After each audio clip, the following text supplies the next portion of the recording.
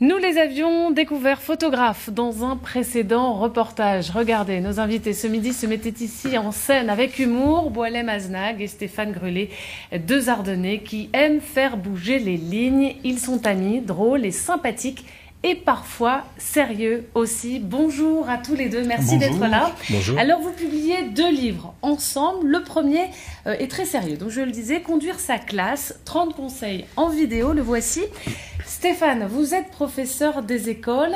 Est-ce qu'il y a donc un manque pratique dans les classes pour les professeurs ? Je ne sais pas s'il y a un manque pratique. En tout cas, l'idée du livre, c'est de créer quelque chose de complémentaire pour les enseignants, notamment les jeunes enseignants. Donc, ce qu'on s'est dit avec les éditions RETS, c'est qu'on allait créer un livre où, dedans, il y aurait des vidéos à destination des jeunes enseignants, des vidéos simples qui expliquent des gestes simples, des gestes professionnels simples pour les enseignants en classe. Et Boualem, vous êtes donc chargé de la partie vidéo de cet ouvrage qui est associé donc à un CD. Ça a été, j'imagine, assez compliqué de filmer comme ça pendant 1 an les élèves de la classe de Stéphane ? Au départ, un petit peu le temps de mettre en route la machine, le temps de se faire connaître des élèves et de pouvoir s'acclimater.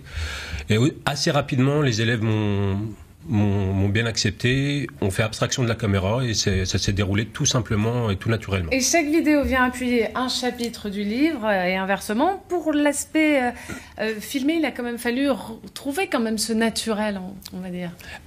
Justement, le naturel, on a essayé de tout faire en une seule prise pour éviter justement de jouer des scènes. On a pris vraiment ce qui se passait en réalité dans la classe. Donc j'ai essayé de ne pas déranger le fonctionnement habituel. Voilà, il ne vous a pas trop dérangé. Il ne m'a pas dérangé. Donc 30 conseils, on ne va pas pouvoir les énumérer tous ici, mais le premier concerne bien sûr la rentrée. Les premiers mots sont vraiment très importants. L'enseignant, le premier jour de classe, doit à la fois se montrer bienveillant ou exigeant. Donc il y a un des films où on explique comment à la fois être chaleureux, amical, bien accueillir les élèves et puis en même temps montrer un petit peu d'exigence, poser ses autorités, etc. Donc on a essayé de traduire ça dans un film de 2 minutes. Alors, organiser sa classe, organiser l'affichage aussi dans la classe et ritualiser les enseignements, si j'ai bien compris. Ça veut dire que les élèves ont besoin de ces rituels, sont un petit peu des petits vieux finalement. Non, on parle beaucoup de rituels en maternelle, mais on en parle peu à l'école primaire. Moi, c'est un sujet qui m'a toujours intéressé.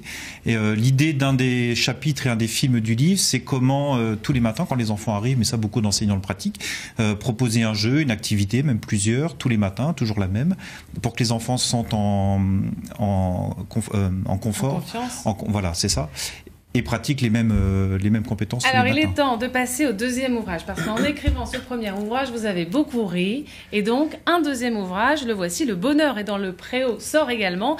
On va en voir un petit aperçu d'abord en images. Le bonheur est dans le préau. Un livre pour crier haut et fort, oui, je suis prof. Comment organiser une séance de lecture après une soirée Morito. Comment s'habiller quand on surveille la récré? Qu'est-ce que le Kama Sutra pédagogique? Jean-Jacques, laisse-moi toucher ta craie. Le bonheur est dans le préau, un livre déconnant pour les profs et les parents. Voilà, un peu choqué quand on est passé le passage avec le Kama Sutra. En tout cas, c'est de la déconne, quoi, vraiment. C'est de la pure déconne, voilà. Voilà, et on va en voir justement quelques petits extraits. Moi, Jean-Jacques Président, j'autoriserai la consommation de Morito à la récré. Bon, on l'a entendu, évoqué aussi dans le petit film. Et puis, Madame, je vous informe que ma fille Sue Hélène viendra chercher ses frères Brandon, Horatio et Dexter. Petite conversation entre les parents et le prof. Réponse du prof, Madame, auriez-vous la saison 4 de Game of Thrones?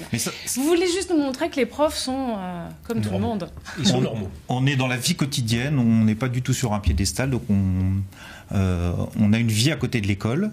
On sort, on s'intéresse aux séries télé, etc.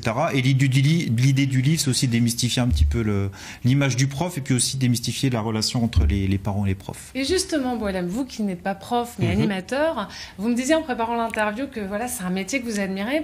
Et vous vous êtes rendu compte en faisant tous ces films, tout ce travail, que c'est vraiment difficile. C'est un métier très très difficile, puisque très gros travail de préparation et au quotidien, les gens ne se rendent pas forcément compte, mais il y a énormément de travail, il y a énormément de préparation à faire pour pouvoir enseigner aux enfants.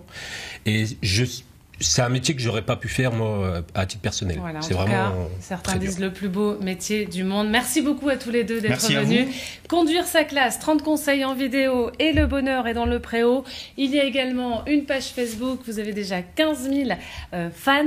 Merci beaucoup d'être venus. Et Merci nous, à vous. on a compilé tout ça sur Internet, France3, champagne-ardenne.fr.